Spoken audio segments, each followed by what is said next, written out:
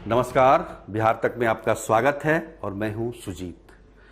बिहार के शिक्षा मंत्री प्रोफेसर चंद्रशेखर भी कमाल के आदमी हैं, बल्कि कमाल के मंत्री हैं।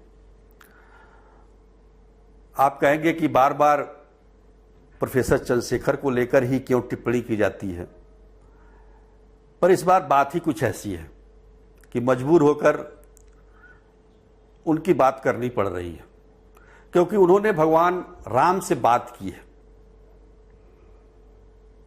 देखिए, एक तरफ वो रामचरित्र मानस को लेकर विवादित बयान देते हैं, तो दूसरी तरफ खुद वो कहते हैं कि भगवान राम उनके सपने में आए, और सपने में केवल आए ही नहीं, उनसे बात भी की, उनको कहा भी कि चंद्रशेखर मुझे बचा लो, ये लोग मुझे बेच रहे हैं, मुझे बिकने से बचा लो। देखिए कितना प्रेम है उनका भगवान राम को लेकर, लेकिन भगवान राम पर लिखित ग्रंथ रामचरितमानस को लेकर उतनी ही नफरत है। वो रामचरितमानस को नफरत का ग्रंथ बताते हैं, पोटासियम साइनाइड बताते हैं, पर सपने में उनके भगवान आते हैं, भगवान राम आते हैं। कितना बड़ा कंट्रास्ट है। भगवान राम प्रोफेसर चंद्रशेखर के सपने में आते हैं, उससे बीजेपी कितनी दुखी होगी।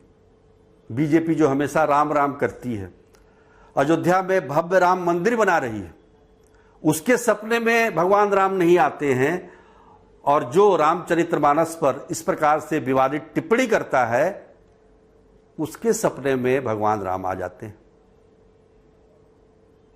कितनी दुखद बात है बीजेपी के लिए। लेकिन बीजेपी को चाहे जो दुख लगा हो, हमारे मुख्यमंत्री नीतीश कुमार और उप मुख्यमंत्री तेजस्वी यादव को कितना बुरा लगा होगा।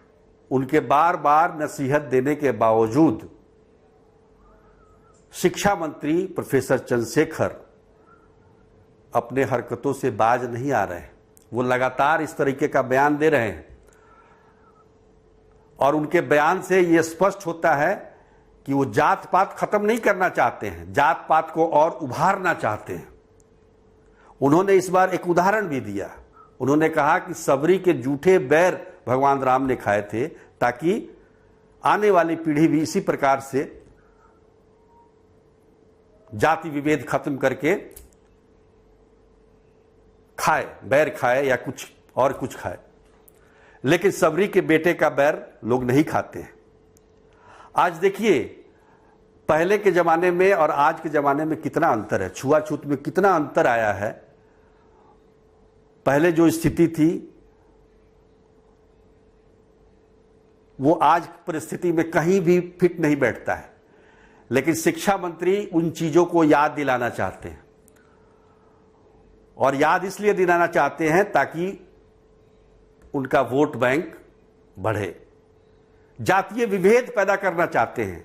जिस जातीय उन्माद से बिहार गुजर कर आज इस स्थिति में पहुंचा है, आज विकास की गति पा रहा है, उसको फिर से उसी स्थिति में लाना चाहते हैं, उसी जातीय उन्माद में ढकेलना चाहते हैं प्रोफेसर चंद्रशेखर जैसे लोग।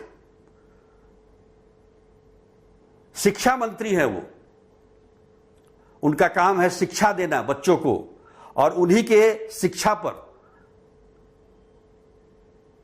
बिहार में आने वाली पीढ़ी जो है वो नवनिर्माण करेगी, वो इसी शिक्षा पर आधारित होगी। जब शिक्षा मंत्री इस प्रकार की शिक्षा देगा, तो सोचिए कि आने वाली पीढ़ी कैसी होगी।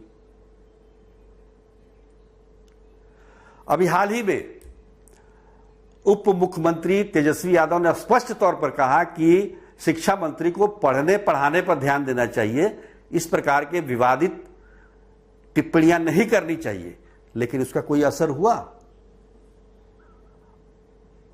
आप देखिए, बिहार में शिक्षा व्यवस्था को दुरुस्त करने के लिए अपर मुख्य सचिव के पाठक की बात तो होती है, लेकिन शिक्षा मंत्री प्रोफेसर चंद्रशेखर का एक भी कदम आप बता दीजिए ताकि यह पता चले कि वो शिक्षा में और बेहतर करना चाहते हैं।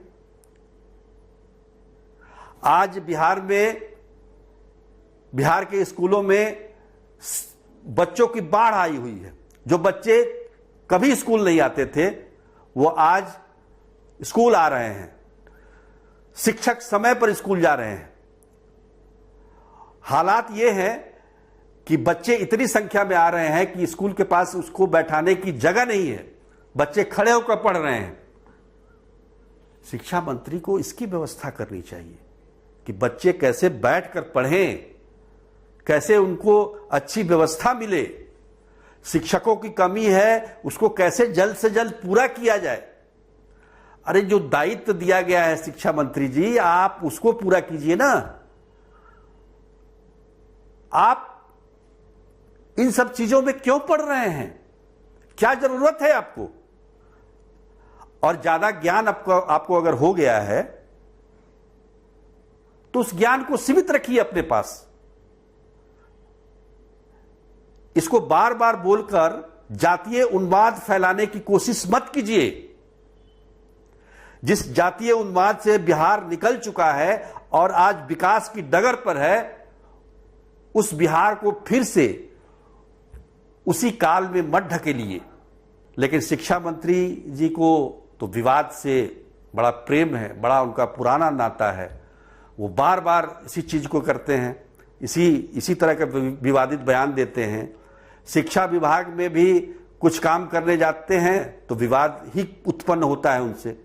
तो ऐसे मंत्री को शिक्षा मंत्री बनाकर रखने का क्या फायदा है, क्या लाभ है, ये तो बिहार के मुख्यमंत्री नीतीश कुमार और उप मुख्यमंत्री तेजस्वी यादव ही बता सकेंगे।